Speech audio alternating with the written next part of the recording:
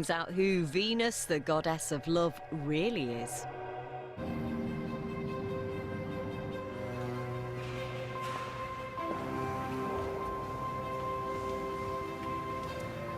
At 10 o'clock, on March the 10th, 1914, a suffragette called Mary Richardson walked through the front door of the National Gallery in London. A meat cleaver was hidden in her clothing.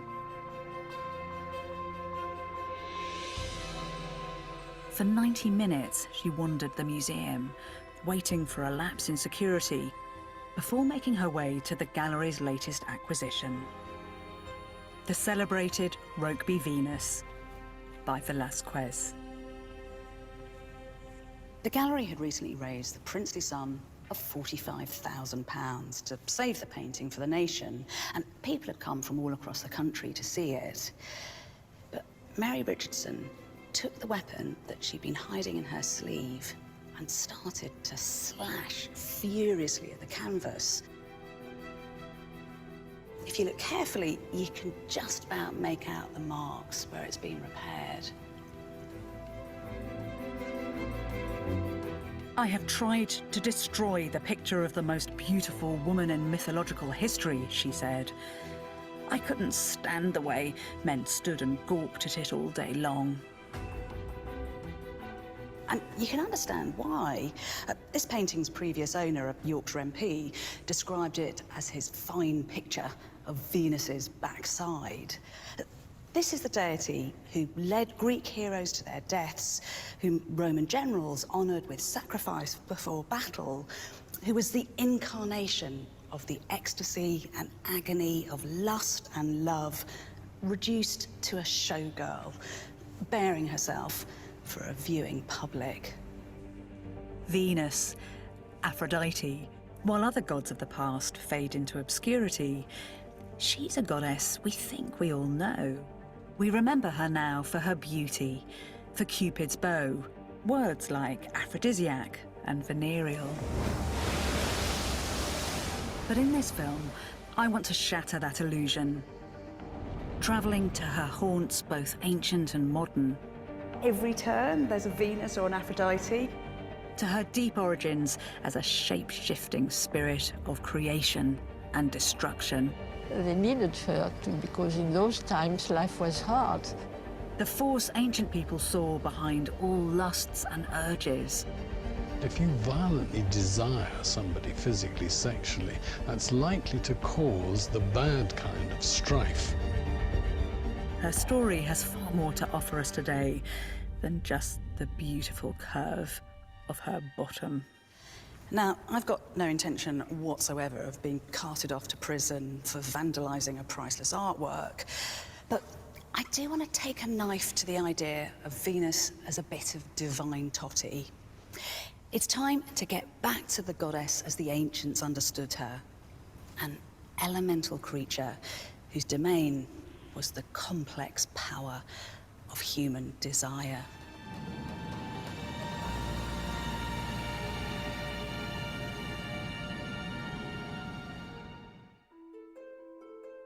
Venus has been called many names through history. The ancient Greeks knew her as Aphrodite. It was they who first told the iconic story of her birth, arising fully formed from the sea.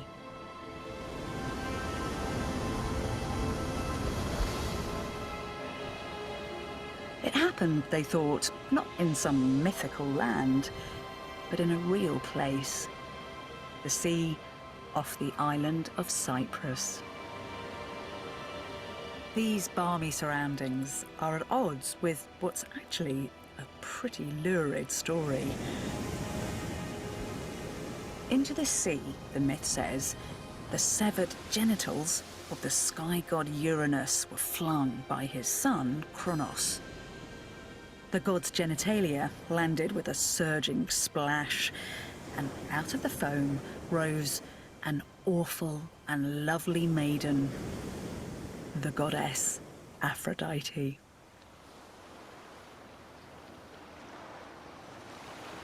What's striking is how violent this imagery is. The ancient myths are often pretty vivid, but this one really is extraordinary. Aphrodite's gruesome origins give her one of her epithets. She was Philomedes, a lover of male genitals, and indeed her name. The Greek word aphros means foam, so Aphrodite was foam-born. When she stepped ashore, they believed this elemental creature brought fertility to the barren earth. For centuries, those who worshipped her would commemorate this vivid seaside scene.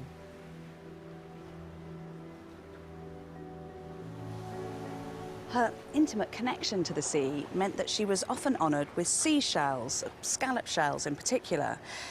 We find them in her temples and in graves right across the eastern Mediterranean, and they're often pierced, so we think that worshippers would have worn them around their necks, a representation of female sexuality.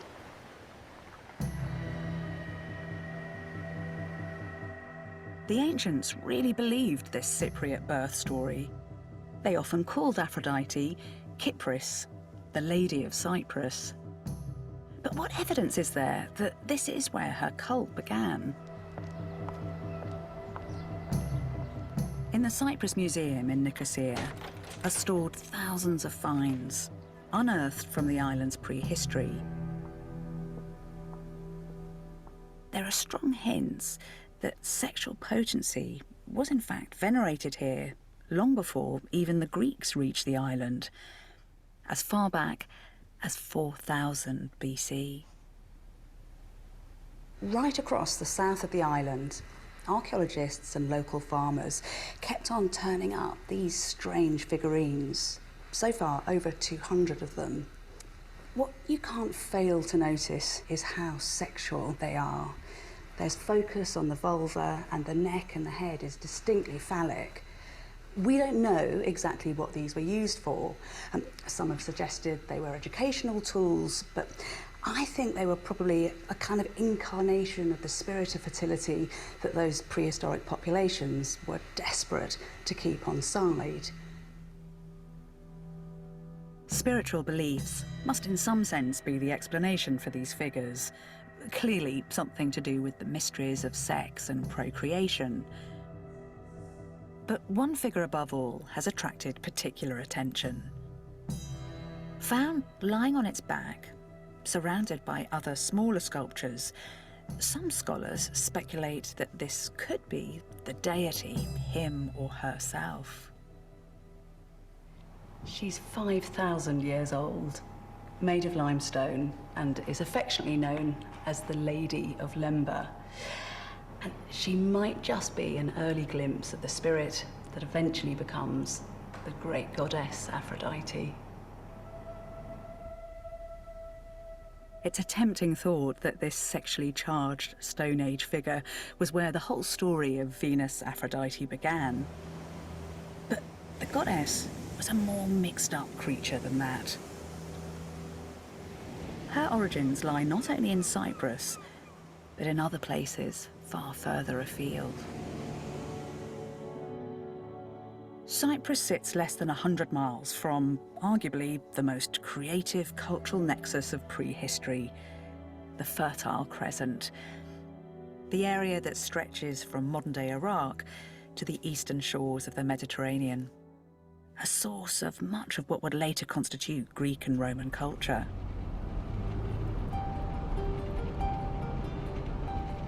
It's for that reason I keep coming back to countries like Jordan.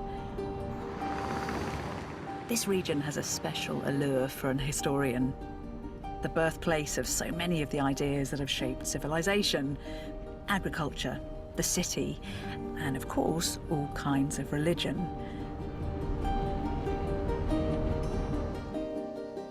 It's a story that goes back further than you'd think. We're used to the idea that the Middle East gave birth to the Abrahamic religions, Judaism, Christianity, and Islam. But they're relative newcomers. Right back at the very birth of civilization, around 5,000 years ago, these lands also generated this feisty creature. She's known as Ishtar, Astarte, or Inanna. Ishtar was the goddess of sexual love, worshipped in various names and guises across the ancient Near and Middle East. Unlike the Stone Age figurines of Cyprus, her story was written down by the scribes of Sumeria, Babylon and Akkadia. It's a story that seems to prefigure Aphrodite's. We hear from the Eastern epics that this regal divinity had a mortal lover, a shepherd boy called Dumuzi. Now, Dumuzi died tragically, and the goddess was so distraught, she was given permission to bring him back to life for 3 months of the year. It's a fairly clear allegory for the cycle of life, but it's also fascinating, as this is exactly the tale told later by Greeks about Aphrodite. Her shepherd boy lover, though, was called Adonis, not Dumuzi. It's strong evidence for the fact that Ishtar Inanna was early source material for Aphrodite. If that's true, the original Aphrodite wasn't to be messed with. Just listen to what one of her priestesses wrote about her. Lady of blazing dominion, clad in dread, riding on fire-red power, flood, storm, hurricane adorned, battle planner, foe smasher. Ishtar and Inanna were warrior goddesses, often pictured in military attire, formidable queens of heaven and earth.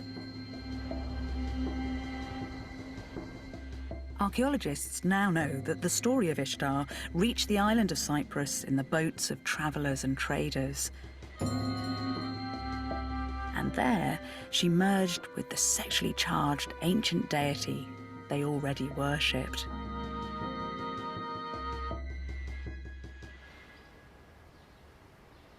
When Eastern and Cypriot influences are combined, this is how the ancestor of Aphrodite ends up being represented on the island.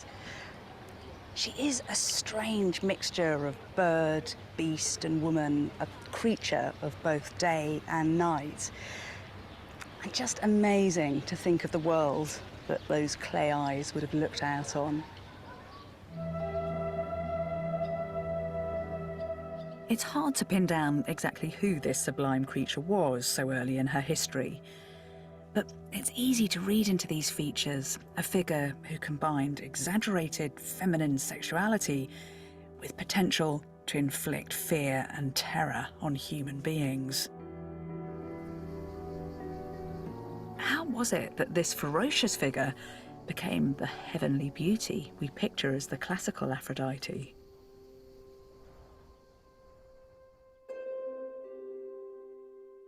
From the 12th century BC, Greeks from the mainland began arriving in Cyprus. The island became the linchpin in an intercontinental exchange of goods and ideas. The Greeks, wowed by the great Cypriot goddess, adopted her into their own divine system, eventually giving her the name Aphrodite. Aphrodite, who loves laughter and smiles, went to Paphos on Cyprus and her precinct there. The Graces bathed her and rubbed her with ambrosial oil that glistens on the skin of the immortal gods. And then they dressed her in beautiful clothes, a wonder to see. Epic poems by Homer, the very first works of European literature, describe her vividly. And where there were just inscrutable figurines, there is now a character with a story.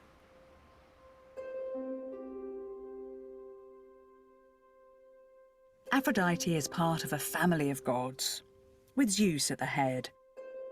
She's married to Hephaestus, the lame blacksmith god, but in an adulterous affair with the god of war, Ares.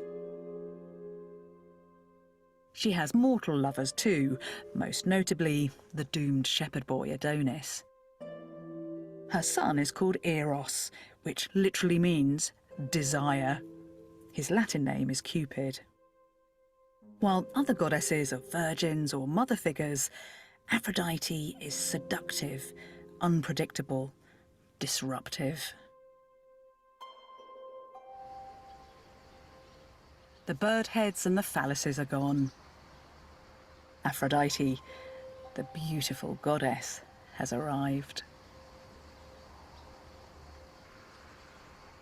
One site more than any other is associated with that moment of rebirth. The sanctuary of Paphos. Hello, is that Jacqueline? Hello. Hello. So pleased to meet you. So pleased to see you. Thank you so much. French archaeologist Jacqueline Karagiorgis has spent a lifetime working here. It's wonderful to have you decode it for me.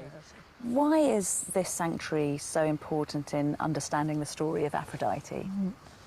Because it's here that the goddess became Aphrodite. When Greeks came in the 12th century BC from mainland Greece and settled in Paphos, they may have already found a previous goddess who was a goddess of fertility. They transformed her by giving her different qualities. Greeks added to the primitive goddess of sex and fertility, who had violence in her, they added more refined qualities of tenderness, of love, of desire, and especially they added beauty.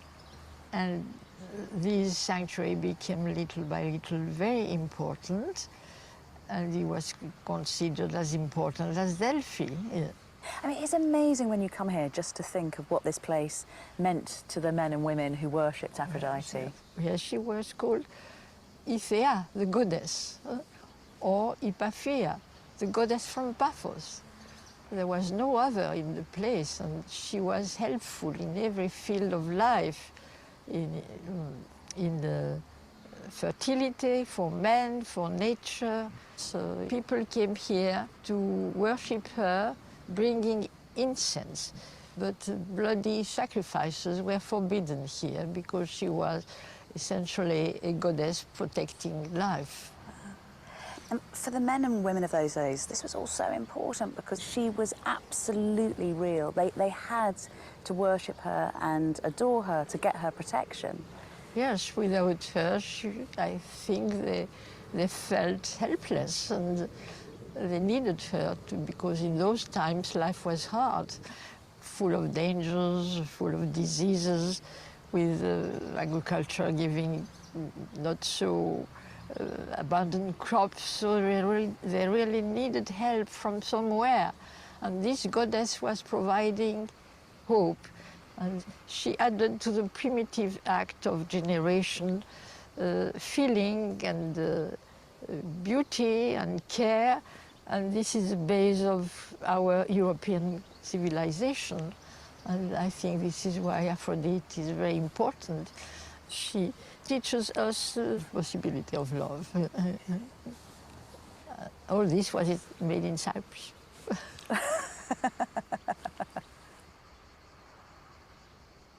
In this site, we start to get a sense of the scale and significance of Aphrodite's cult here on Cyprus. The sanctuary at Paphos allows us to jigsaw puzzle together the evidence. Ancient sources tell us that it was protected by wonderful golden gates and shaded by fruit trees, that you could hear the sound of ritual purification, and that the air was heavy with the smell of perfume and incense. Being here, you really do feel close to those thousands of worshippers who came to the sanctuary to seek the power, the protection, and the pity of the goddess.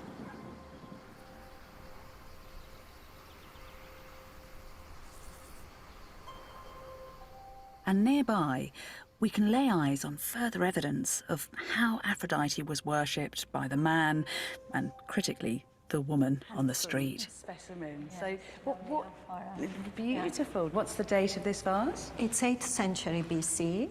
So there's a very animated scene here. Yes, yes, it's one of the rarest pictorial representations, compositions of a ritual dance. There are some women dancing, they are holding flowers. In the middle there is a lyre player, he's playing music, and there is a tree, a kind of tree of life. So you can see the symbolism as well as the ritual dance. It is just fabulous to see this, because then you think of the site at Paphos and just imagine it filled with all this kind of activity. And you can imagine that this was happening in every sanctuary. And if you come round to this side, there's more to see. Oh, yes. What's this curious creature at the end? It's a sphinx. It's a mythical animal, which in this case, she's smelling a flower. And so this, together with the bull mask, shows that we are perhaps in a cultic environment. And you can see this lady holding several jugs and attending to another lady who is sitting high up on this maybe throne or high chair, her feet on a stool, and she's getting ready to drink some kind of liquid from a straw from this jar here. Maybe wine, maybe an alcoholic drink, we don't know. Because they made beer as well then, They didn't made wine, yes, they made alcoholic drinks. And who do we think this lady is? Well, she might be representing a priestess or even the deity herself, we don't know exactly. But the fact that we have some symbolic elements in this scene allows us to hypothesize, to infer that perhaps it wasn't an ordinary person. It must have been either a priestess or the deity. Fascinatingly, she's being worshipped not just by bearded priests, but by priestesses and crowds of devoted women. It's a tantalizing glimpse of who it was back then who helped Aphrodite's cult flourish.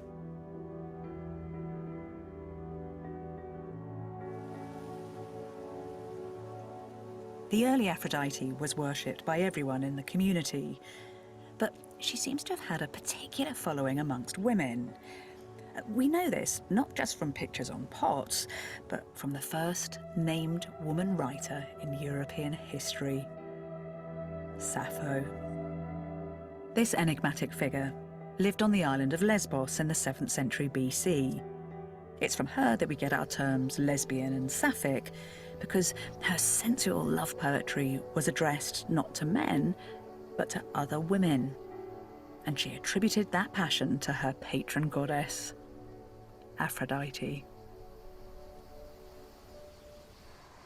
I just love Sappho because she deals with Aphrodite in such an intimate, personal way. She describes one of the goddess's temples with real joy, talking about it being surrounded by fruit trees and roses and spring flowers. And she turns the deity into someone that you can pray to directly for help. This is one of Sappho's hymns to Aphrodite. O golden one, you come down from the heavens, my blessed goddess, with a smile on your deathless face. And you asked me what the matter was this time, why I had called for you. Sappho's poetry brings vividly to life a world where women and young girls are joined in the worship of Aphrodite, enjoying the pleasures of desire, but also confronting the pain and suffering that desire can generate. If I had my way, I think I'd have Sappho's hymns to Aphrodite taught in all schools because she gets the experience of first love so perfectly. She describes fire creeping under your skin and the fact that you feel as though you're possessed. And she's actually the first person ever to describe love as being bittersweet. Although she's a bit more honest and she says it is sweet and then bitter. Through Sappho, we can hear the intimate agonies and yearning of a woman who lived 2,500 years ago. A rare and poignant portrait of Aphrodite in action. She reveals a deity with whom women felt a special connection, and a driver of their intense homoerotic relationships. because the ancients knew that desire wasn't confined to one gender. This figurine was found here at Amathus. The original dates from the 6th century BC, and it seems to show a bearded Aphrodite. The goddess has got a woman's body and a man's face and facial hair. Now, this is really interesting because there's a historian from Amathus called Pion of Amathus who tells us that the Cypriot goddess sometimes took on the form of a man. Evidence like this has led some archaeologists and historians to suggest that the worshippers of Aphrodite were androgynous or sexually ambivalent. Well, maybe, but what this says to me is that by being both male and female, Aphrodite was nourishing sexuality in whatever form as a surging life force. And the bearded lady was by no means the oddest Aphrodite on Cyprus. There's another from the same time that reminds us that the ancients still saw Aphrodite as something dark and ineffable. This volcanic rock is the form that the goddess was worshipped in here at Paphos. Access to the stone was highly restricted. It was originally painted white and it would be oiled and decorated with flowers. It does feel very primordial and otherworldly, almost sci-fi, and frankly a bit weird. But it's not just us who feel that way. The Roman author Tacitus, when he visited the site, said that the origins of the worship of Aphrodite in this form are obscure. The Greek poets might have made Aphrodite sensual and beautiful, but they hadn't extinguished the sometimes sinister ways that people imagined her.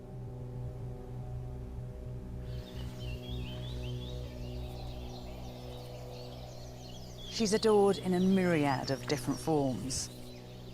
As Aphrodite Harmonia, Aphrodite of Union, Aphrodite Harmonia, Aphrodite of Harmony, but also as Aphrodite Epistrophia, Aphrodite the Deceiver, and Aphrodite Melanis, Aphrodite of the Dark Night. She was a creature of summer and winter, of life and of death. In the minds of the ancients, her power pulsed through the natural and supernatural world, creating and destroying at will. They saw her in the miracle of human and animal reproduction, the glue of mutual love and respect that hold societies together, but also the malignant desires that can destroy lives and pull communities apart.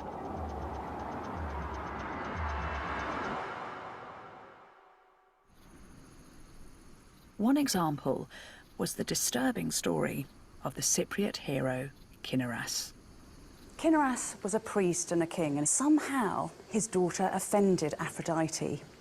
And in retribution, she punished her in the most awful way by making her fall in love with her own father. Kynarus was tricked into sleeping with his daughter, and learning the horrific truth, he then advanced on her in a murderous rage. Just as he was about to kill her, Aphrodite took pity on the young girl and intervened and turned her into a tree.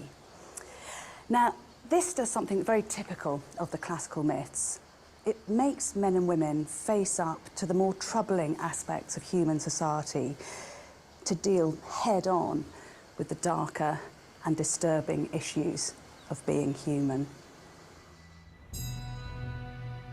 The myth of Kynarus is no exception. Aphrodite was more often than not a menacing figure who destroyed lives by inflicting perverse infatuations.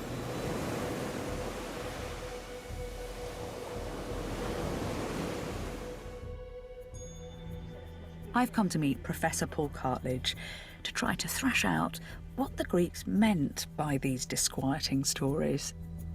Well, she embodies a kind of love which isn't necessarily bad, but it has a risk of becoming divisive. And the Greeks were very conscious that Aphrodite and aphrodisia, sexual activity, was potentially dangerous as well as profitable. Because they talk about Aphrodite's love as being maddening, creating this limb-loosening desire. And that's, as you say, that's not a good thing because you're losing control. That's right. I mean, the basic Greek word for lust or desire was sometimes mistranslated love. It's eros, and it's where we get erotic from. But for them, eros was potentially quite damaging if you lose control, if you direct your lust at the wrong object. If you violently desire somebody physically, sexually, that's likely to cause the bad kind of strife. So Greeks tended to have a slightly, you could say, realistic, or you could say rather pessimistic notion of the relationship between love and hate. Really fascinating, because neuroscientists now tell us that the boundary between love and hate is very, very slim. But the Greeks got there 2,500 years ago. Oh, yeah. Aphrodite is a wonderful teacher. That's to say, in her myths, all the various versions of her, you can learn that love is not any one simple thing. She herself, in Homer, is actually married, and not many gods and goddesses, apart from Hera and Zeus, are actually married to anybody. So it's quite interesting. There's almost a contradiction that on the one hand, she is a free spirit, she commits adultery, she's a very bad girl. But on the other hand, she also is, if a couple are happy sexually as well as others, then she also can be there, part of the household. And that seems to me why Aphrodite's story is so helpful, because it can help us all decode our lives and our world in the 21st century. I agree with that. I would like to think that we would privilege the gentle, the harmonious, the unanimity aspects of Aphrodite rather than the eristic, that's to say, the strife-torn version. But yes, it certainly should be a shaping force. I sometimes wonder whether Aphrodite is the wound and the bandage. Well, actually, that's a very ancient Greek thought, that the same god who causes damage is also the one that cures it.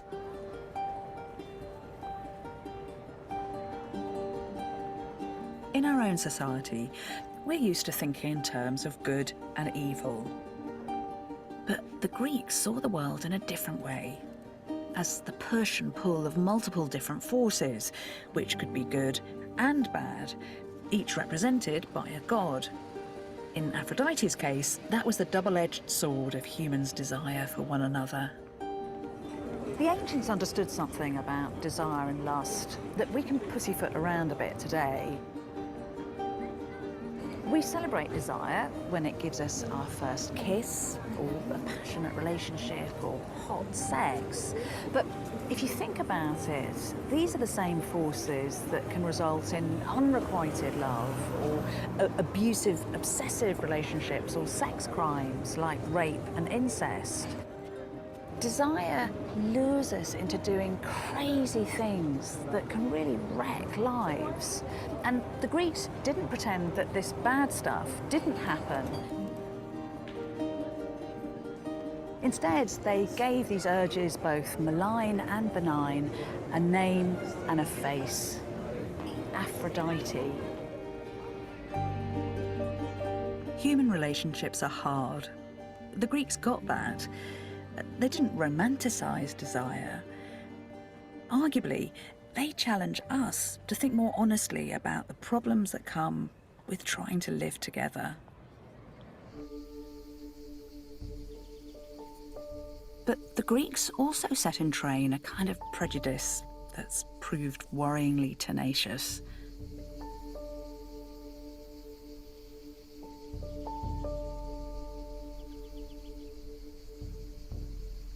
Increasingly in Greek myth, Aphrodite was turned into a kind of homebreaker, inciting women, in particular, and men to do dark deeds.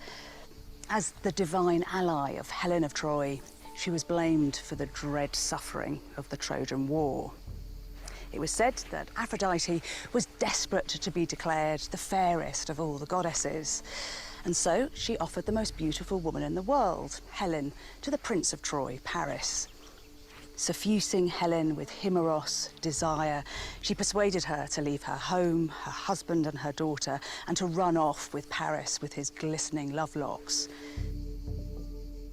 A hero race of godlike men were destroyed by rich-tressed Helen, Aphrodite's plaything.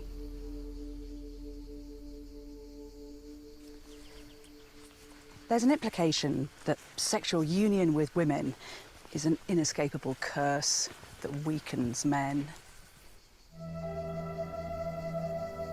Aphrodite and her son Eros drive men mad with their entrapping nets and poisoned arrows. And mortal women are credited with dangerous sexual appetites.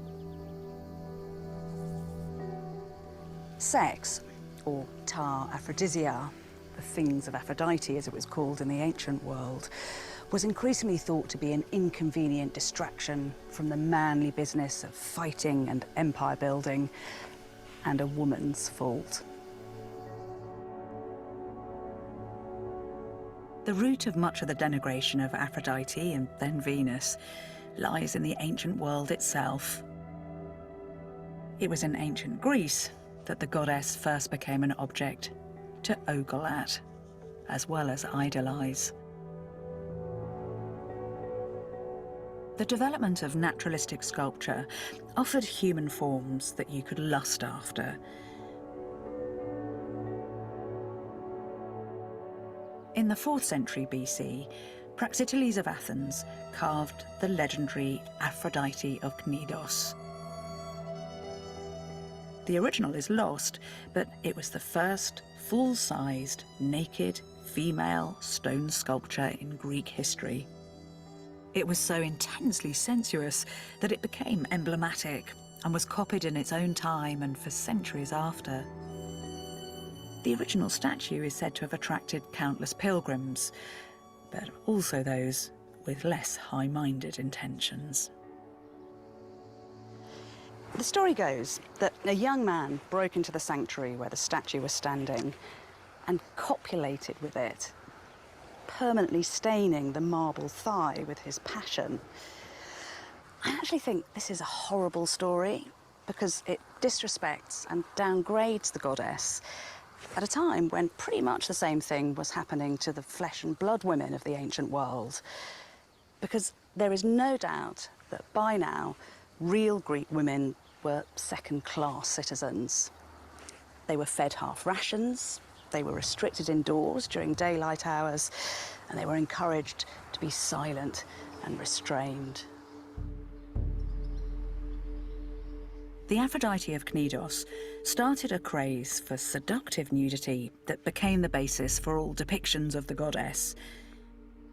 It was as if Aphrodite's multifaceted personality had been stripped to focus on physical beauty alone.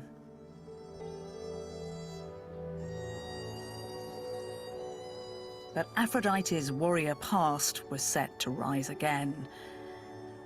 The Romans, the new masters of the ancient world, would take the goddess and transform her into one of the most powerful deities in their pantheon.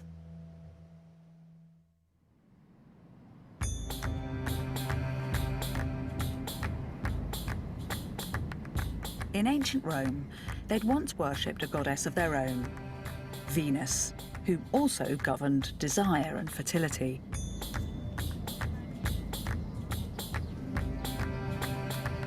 But the Greeks had such a cultural influence on Rome that by the end of the 3rd century BC, Venus and Aphrodite were officially declared to be one and the same. To the Romans, Venus was a key figure. She was the mother of Aeneas, Trojan hero and the founding father of Rome. So high-born Romans traced their lineage right back to the goddess. One high-born Roman in particular. Julius Caesar made a point of publicising and amplifying the fact that Venus had birthed Aeneas, and that his own family were descended from Aeneas and therefore from the goddess. He actually had this coin minted with Venus on one side and his name Caesar there. And the picture is of Aeneas carrying his father Anchises, who was Venus's lover, as they escaped from Troy. Here in Rome, he pushed the point even further. The year that Caesar was made dictator, he built this massive temple to Venus Genitrix, Venus the mother or ancestor. Venus Aphrodite was becoming a political tool.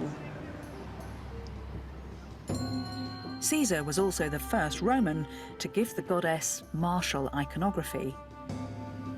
Because Aphrodite was the mother of Rome, she couldn't be a meek, gentle goddess, and so she was armed. She appears dressed in armour on coins and on an engraved ring that Caesar always wore. It feels as though Caesar's Aphrodite is a bit more like those ferocious Middle Eastern goddesses Inanna and Ishtar, who are there right at the beginning of Aphrodite's story.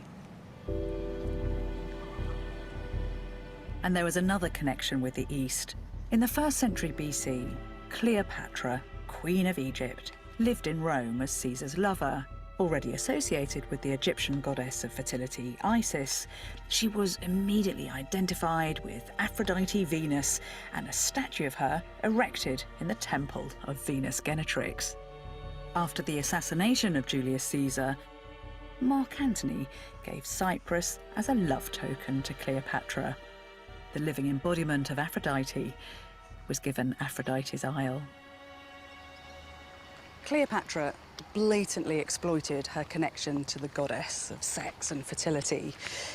She dressed as Venus Aphrodite, right down to her golden sandals and perfumed oils, and she even had coils of golden hair tendriling down her neck. Actually, that became so popular that Roman ladies would replicate it, although rather gruesomely, they used the hair of captive Germanic slaves. Now, I'm sure that Cleopatra, who genuinely believed that she was the embodiment of Isis and of the fertility of Egypt, wasn't doing any of this cynically. But there's a problem, because once looking like Aphrodite becomes a high-end fashion choice, inevitably the goddess acquires the characteristics of a pin-up.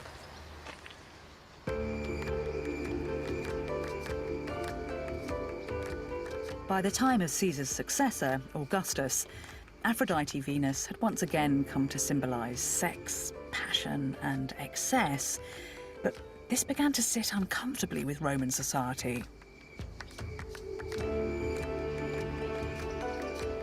Emperor Augustus publicly venerated Venus because of her links to Caesar, but privately she symbolised all he claimed to despise. He introduced a new moral code, encouraging Romans to be modest and to live within their means. Venus Aphrodite was being pushed into the shadows.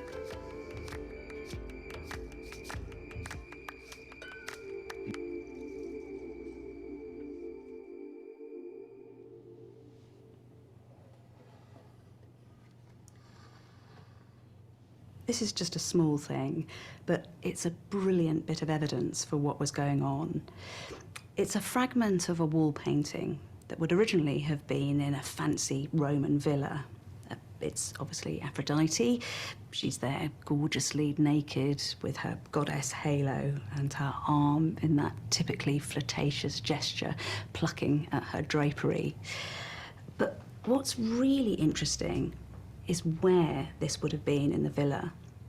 This would have been painted on the wall of a private back room, a bit like a kind of dirty secret, an escapist, charged symbol of sensual pleasure and of the now frowned upon luxury of Roman high life. Things only got worse for the once powerful goddess when Christianity was adopted as the official religion of Rome. The last bastions of organised worship of Venus and Aphrodite were eradicated in the 4th century AD, when the Emperor Theodosius the Great passed a series of decrees prohibiting any kind of sacrifice, oracle, or chanting in honour of the pagan gods. All around the Mediterranean, in Africa, Asia and Europe, Aphrodite's statues, still thought to contain the potent spirit of the pagan goddess, were watched warily, or when times were hard, were brought crashing down as scapegoats. Churches were built on her temple sites, even here at her once great sanctuary of Paphos.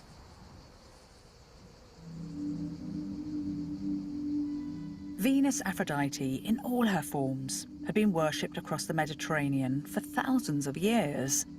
Now her altars were neglected and bare. It was the end of Venus's worship as a goddess, but it's by no means the end of her story.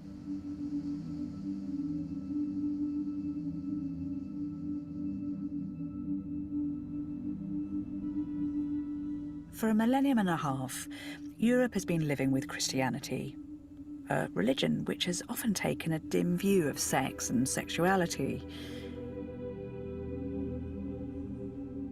But now, you can walk around the galleries of the world surrounded by Venuses. The Renaissance kindled an ongoing fascination with antiquity. Venus is back, but as a rather different kind of creature. And there's one place that I think exemplifies that rebirth.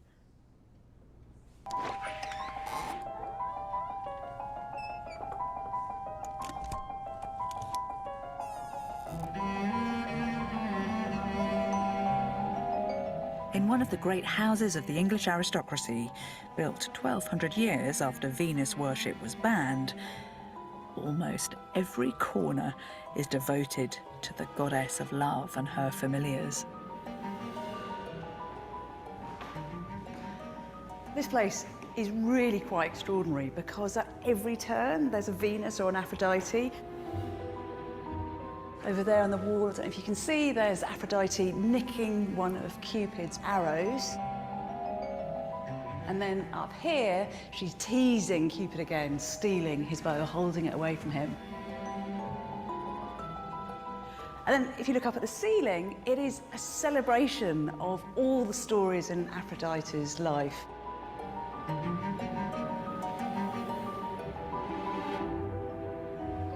This is West Wickham Park in Buckinghamshire, home to the Dashwood family for the past 400 years. This collection of Venuses is the life's work of Sir Francis Dashwood, the house's most notorious occupant. In the 1740s, Sir Francis, like many gentlemen of his age, had gone on the Grand Tour, a journey through Europe and across the Ottoman Empire, and he fell in love with the culture of the classical world.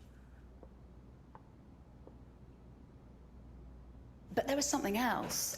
Like many other young men of the time, he also got his first taste of life away from his parents and school teachers.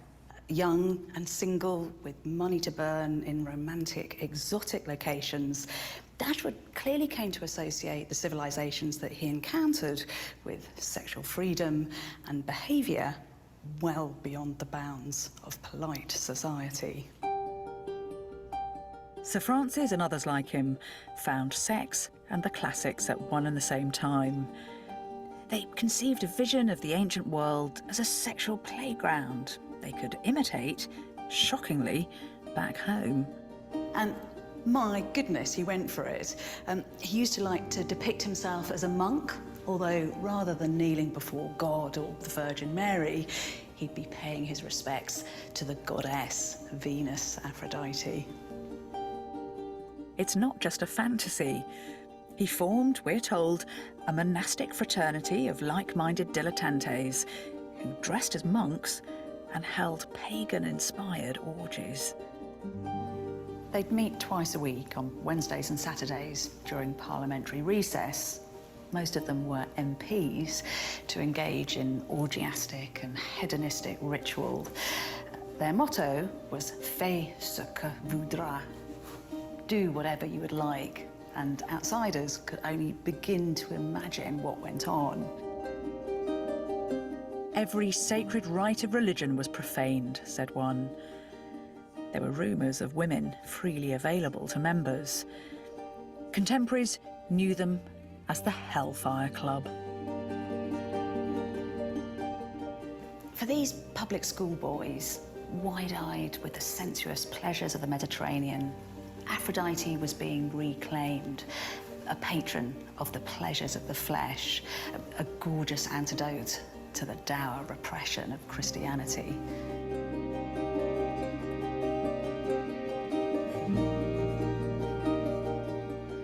In the grounds of the park, Dashwood actually erected his own temple of Venus.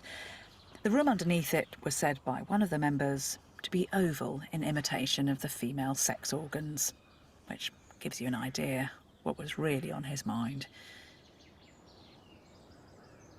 Now, you could argue that the goddess is being rehabilitated. She's being revered once again, and she's helping to spearhead a kind of sexual revolution. But there's a big part of me that thinks that the cult of Venus here was really just a cover-up for something more mundane and probably even sordid. The men involved were politicians and academics and aristocrats. And the women? Well, they were call girls and courtesans and prostitutes. This was hardly a paradise of free and equal love. Although for some, Aphrodite Venus was definitely once again the subject of adoration, I'm pretty sure also what she's doing here is becoming an agent of exploitation. With Venus as their figurehead, men like Dashwood across Europe were indulging in their own kind of sexual liberation. Venus was back on a pedestal, but once more, she'd become something to leer at.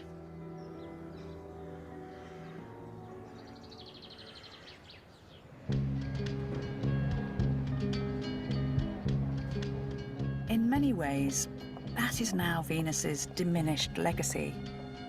Our own world's obsession with the naked female form. It began with Botticelli. Painted in the 1480s, when classical subjects were coming back into vogue, this imagining of Venus's Cypriot birth is in many ways the birth of the modern nude. Other gods and goddesses could be naked, but Venus was the one who by her nature was supposed to inspire desire and love. That challenged artists to produce ever raunchier images.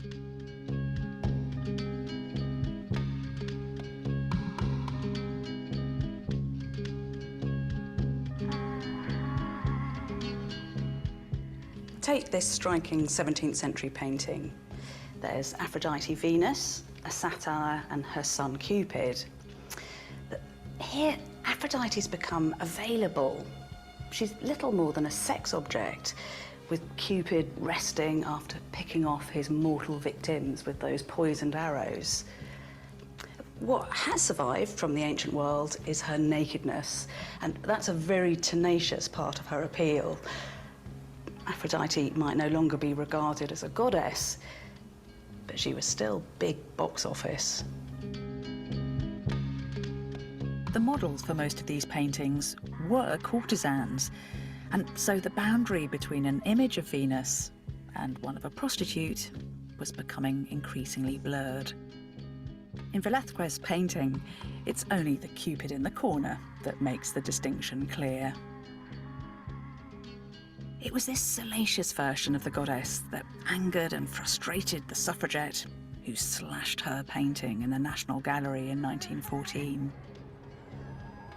It's a sad fate for a goddess who was originally a protector and figurehead for women.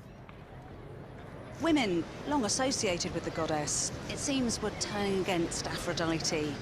She'd become an object of political frustration rather than a subject of adoration.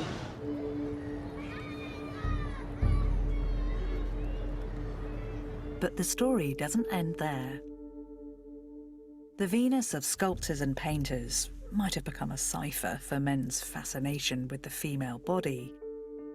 But if you know where to look, you can find places where Venus, the sacred figure, has found a way to live on.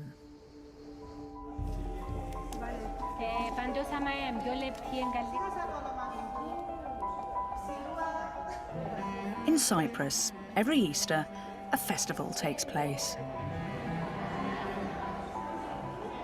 On Good Friday, the women of the community get together and pick flowers to decorate an empty bier for the crucified Christ, in the hope that he'll be resurrected on the third day.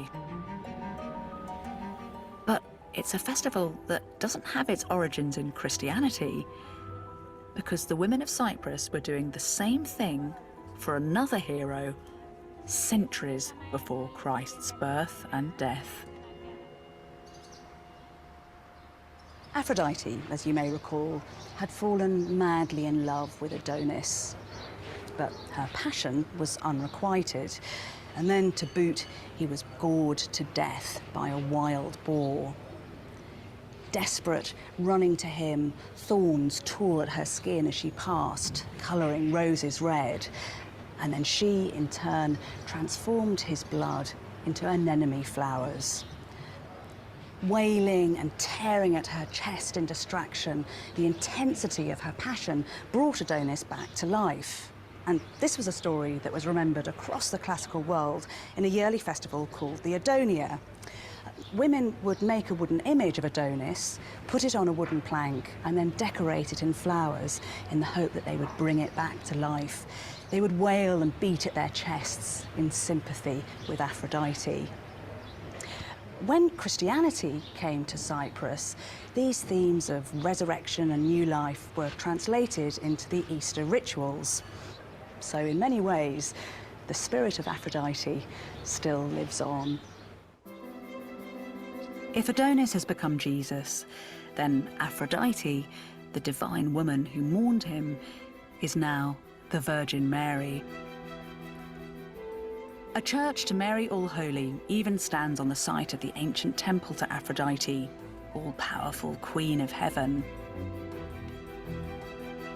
The goddess has influenced so many archetypes we have of womanhood today, from the seductive temptress, even in some places, to the Madonna herself.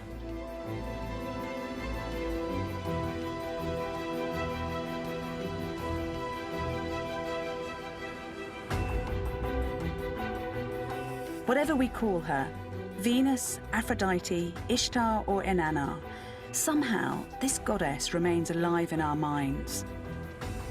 A figure that embodies for us those feelings inside that draw us to one another and that put us apart. It seems to be a human need to dwell on and to hold in awe that immortal, beguiling force that drives us as humans.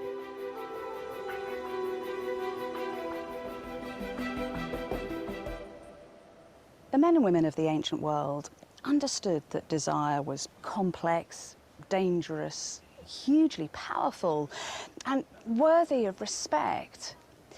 We insult desire's divine incarnation if we reduce Venus Aphrodite merely to a patron of physical love. Instead, we should remember, as the ancients did, that desire is transformative and not always in a good way, and that it's down to us to make desire our ally, not our undoing.